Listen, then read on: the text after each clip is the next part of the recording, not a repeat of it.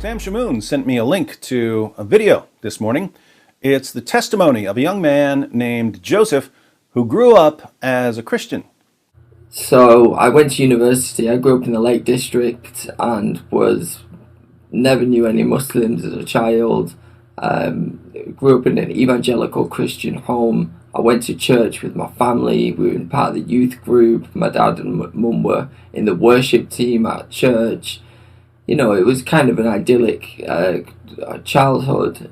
His first exposure to Islam was in college, where he had a Muslim friend. I was put into dorms, in mixed dorms, and one of my dorm mates was a Muslim. So we used to, it was in Ramadan, and they were fasting and praying, and I was kind of fascinated about the way that they pray, you know, just the bowing and the,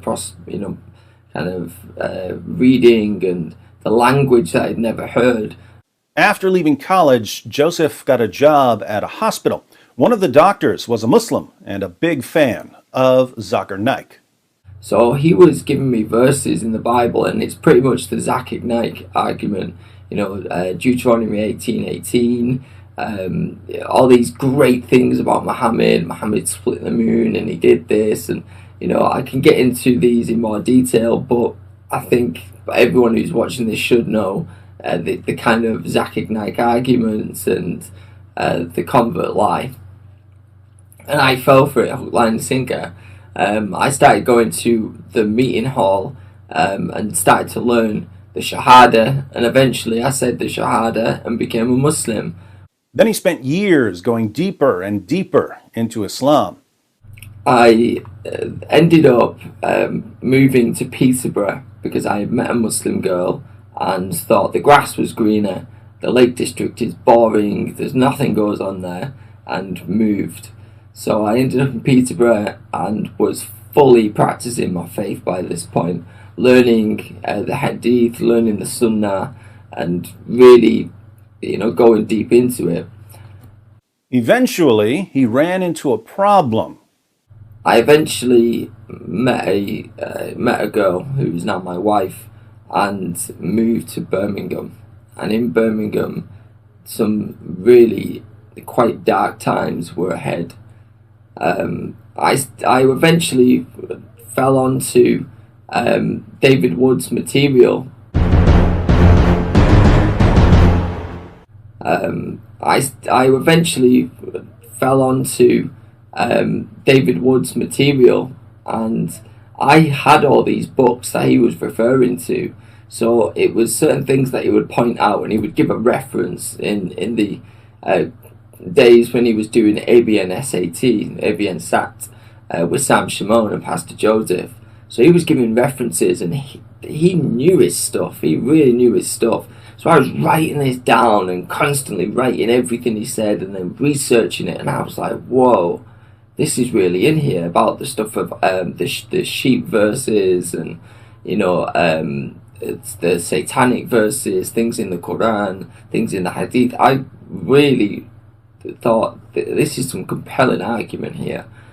So he was watching videos from our Jesus or Muhammad days with Sam Shamoon, Pastor Joseph, and D. Wood. Those were live call-in shows where we would discuss a topic and then let Muslims call in and challenge us. If you're a fan of that format, rejoice. We're about to launch a live call-in series with me, Sam Shamoon, and Brother Rashid, so stay tuned for that.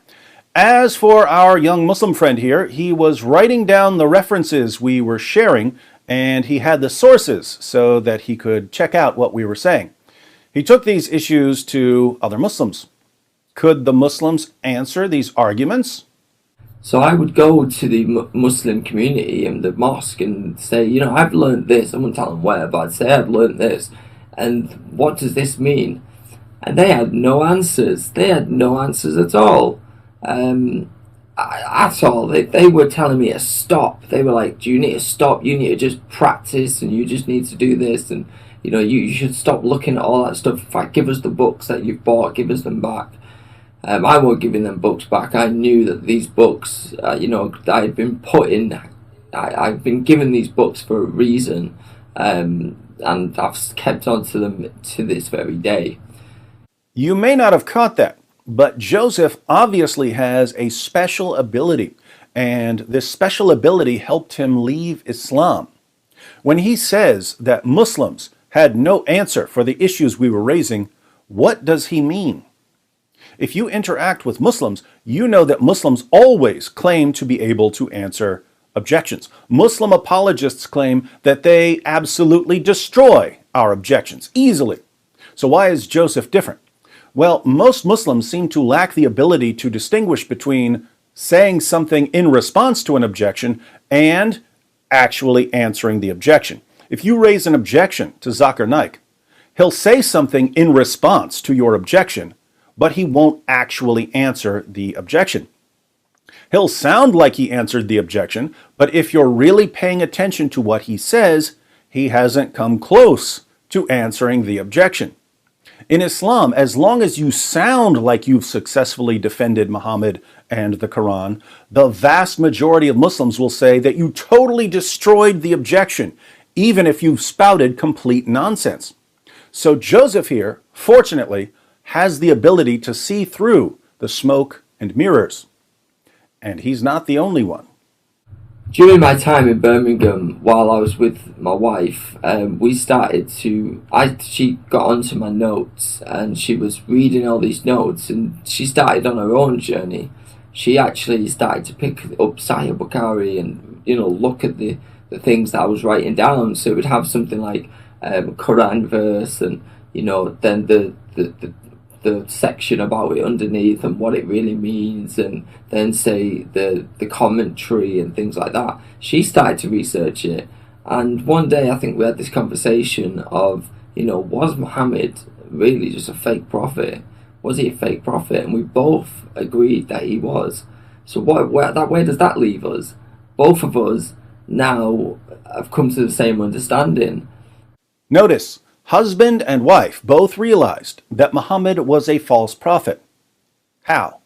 By finding out what's in Islam's most trusted sources. Muslims believe in a vast array of myths about their prophet and their book. Their sources are the ultimate myth busters.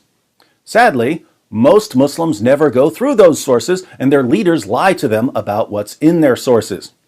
This means that if we want Muslims to be able to make an informed decision about their prophet, we have to learn what's in their sources and we have to share it with Muslims. When we do that, awesome things tend to happen. At this time, I started to not pray like a Muslim. I actually went back to praying as a Christian and opening my arms and heart up to God, spending times in prayer, reading the Bible, and God really spoke to me. In these times, my mental health was quite bad, and I was really suffering because I was lonely in Birmingham. And something quite amazing happened. Nina, my wife, started on her journey to becoming a Christian as well. Later that summer, she was baptized in a Pentecostal church in Birmingham, and it's a day that I'll always remember and cherish. The day that me and another pastor, baptized my wife. Now, it would be a nice, happy ending if the story concluded with Nina being baptized, but that's not the end. Nina's family gets involved. Joseph ends up homeless. He gets stabbed, shot, and run over. Pretty terrifying life for an ex-Muslim who's becoming vocal about Islam. I'm not going to fill in any more details because I'd like you to go watch the full video on Joseph's channel. It's about 17 minutes long. The link is in the description box. Be sure to pray for Joseph and Nina and their baby. If they stay the course, there will be amazing things ahead for them. But there will be persecution as well. Welcome to Christianity.